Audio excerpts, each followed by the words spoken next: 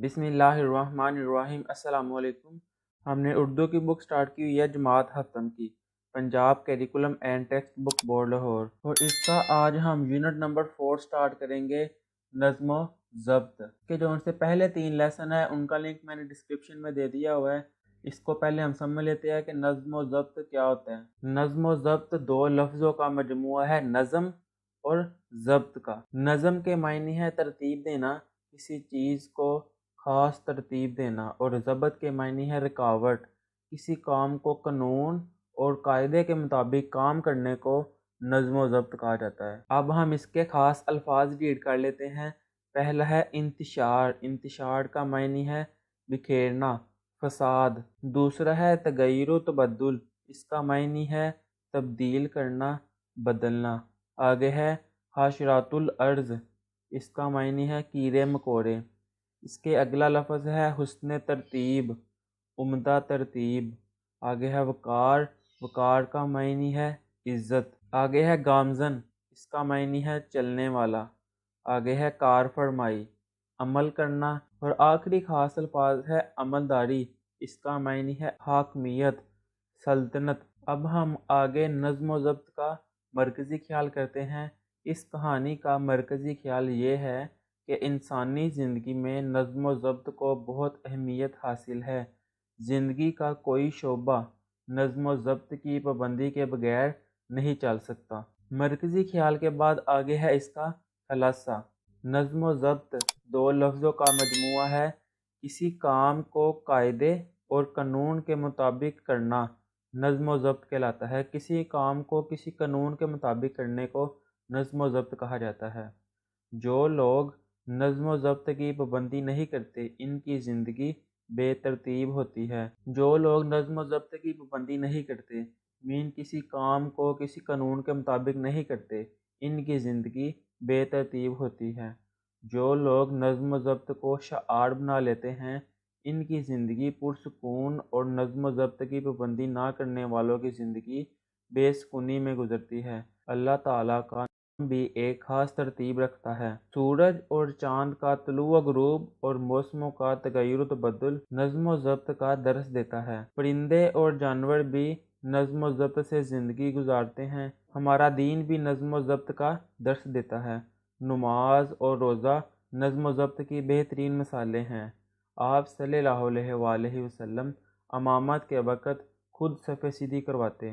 नज़्म व ज़ब्त का पाबंद तालिब इल्म कामयाब, और नज़्म व ज़ब्त की पाबंदी ना करने वाला नाकाम रहता है। इसी तरह खेल के मैदान में भी नज़्म व ज़ब्त का पाबंद टीम कामयाब रहती है, और नज़्म व ज़ब्त से महरूम टीम शिकस्त खा जाती है।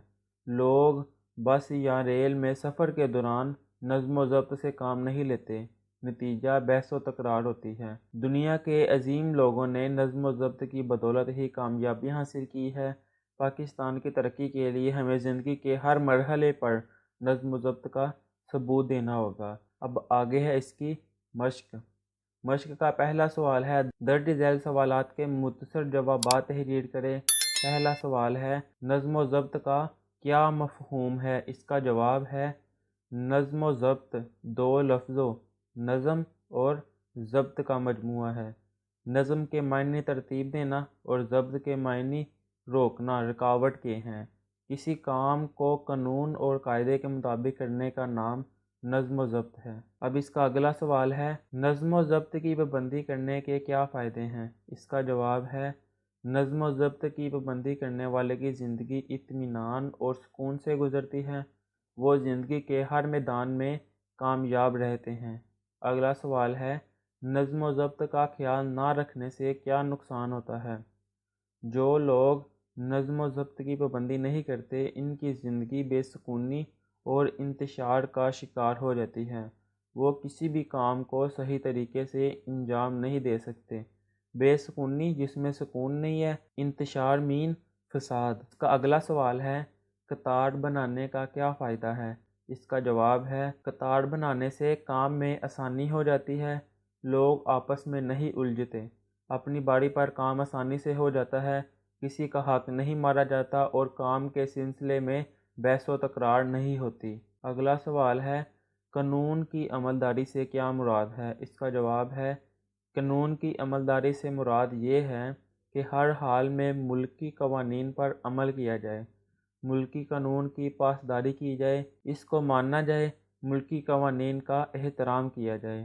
اب اس کا اگلا سوال ہے، ایک طالب علم اپنی بہتر منصوبہ بندی سے اپنے شب و روز کو کس طرح سنوار سکتا ہے؟ اس کا جواب ہے، ایک طالب علم روزانہ ایک خاص ترتیب سے کام سر انجام دے کر اپنے شب و روز کو سنوار سکتا ہے۔ اگر ایک طالب علم کے صبح جاگنے، نماز پڑھنے، ورزش کرنے، ناشتہ کرنے، اسکول جانے، واپس آنے، آرام کرنے، کھیلنے اور کام کرنے کے لیے اوقات مقرر ہوں گے تو اسے زندگی میں کبھی کسی پریشانی کا سامنا نہیں کرنا پڑے گا۔ اب اس سے اگلا سوال ہے، ہمارا دین ہمیں کس طرح نظم و ضبط کی تعلیم دیتا ہے؟ اس کا جواب ہے، ہمارا دین ہمیں مختلف طریقوں سے نظم و ضبط کا درس دیتا ہے۔ مقررہ اوقات میں نماز پنجگانہ کی ادائیگی نظم و ضبط کی عمدہ مثال ہے۔ رمضان کے مقدس مہینے میں روزے رکھنا، سحر سے لے کر افطار تک کچھ نہ کھانا پینا ہمیں نظم و ضبط کا پیغام دیتا ہے۔ حج کے دنوں میں مختلف ممالک سے تعلق رکھنے والے لاکھوں مسلمانوں کا ایک ہی لباس میں ہونا ہمیں نظم و ضبط کا احساس دلاتا ہے۔ یہ تھے اس کے سوال جواب۔ اب آگے ہے سوال نمبر 2 کہ جون سا درست جواب ہے اس پر ٹک کا نشان لگائیں۔ نظم کس زبان کا لفظ ہے؟ اس کا جواب ہے عربی۔ صفحے ٹیڑھی بنانے سے اللہ تعالیٰ ٹیڑھے کر دیتا ہے۔ دل۔ حشرات الارض سے مراد ہے، یہ ہم نے خاص الفاظ میں بھی پڑھا تھا، حشرات الارض کا معنی ہے کیڑے مکوڑے۔ آگے ہے بس میں سوار ہوتے وقت کوشش کرنی چاہیے قطار بنانے کی۔ اب آگے ہے قائد اعظم کے فرمان کی درست ترتیب ہے اتحاد، ایمان، نظم و ضبط۔ اب آگے ہے سوال نمبر 3، اس سبق کے اہم نکات کو ذہن میں رکھتے ہوئے خلاصہ لکھیں۔ اور خلاصہ جون سے ہم نے سٹارٹ میں مرکزی خیال کے بعد خلاصہ ریڈ کیا تھا، اس کا آنسر یہاں پہ ہے۔ اب اس سے آگے سوال ہے، واحد کی جمع اور جمع کے واحد الفاظ لکھیں۔ الفاظ پہلا ہے مفادات، یہ جمع ہے، اس کی واحد ہے مفاد۔ آگے ہے خواہشات، یہ بھی جمع ہے، زیادہ ہیں، اس کی واحد آئے گی خواہش۔ آگے ہے قاعدہ، اس کی جمع ہے قواعد۔ آگے ہے سبق، اس کی جمع ہے اسباق۔ آگے ہے سجود، یہ جمع ہے، زیادہ ہیں، اس کی واحد ہے سجدہ۔ آگے ہے مناظر، اس کی واحد ہے منظر۔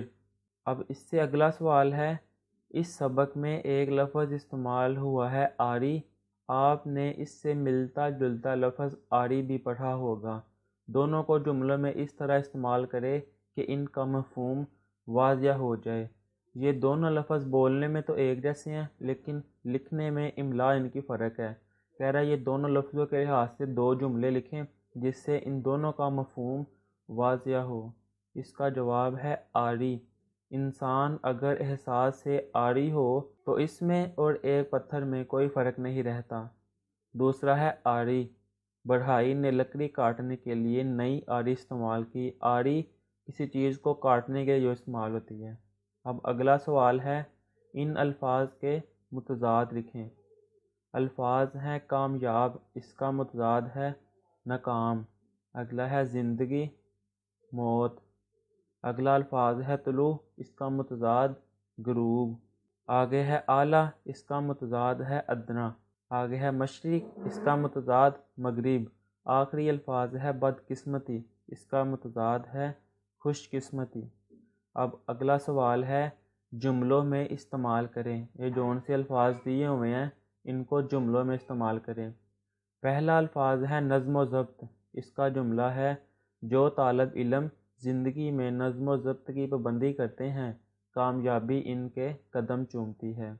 اگلا ہے نظام کائنات، اس کا جملہ ہے، سارا نظام کائنات نظم و ضبط کا مرہون منت ہے۔ اگلا ہے کار فرمائی، قائد اعظم کی ساری زندگی میں جد و جہد کی کار فرمائی نظر آتی ہے۔ اگلا الفاظ ہے سرخ رو، مسلسل محنت ہی سے کسی کام میں سرخ رو ہوا جا سکتا ہے۔ آگے ہے الفاظ بحث و تکرار، اس کا جملہ ہے بحث و تکرار سے بچنے کی کوشش کریں۔ یہاں پہ ہماری نظم و ضبط کی مشق ختم ہو گئی ہے۔ اب اس سے نیکسٹ لیکچر انشاءاللہ ہم اگلی ویڈیو میں کریں گے، تب تک کے لیے اللہ حافظ۔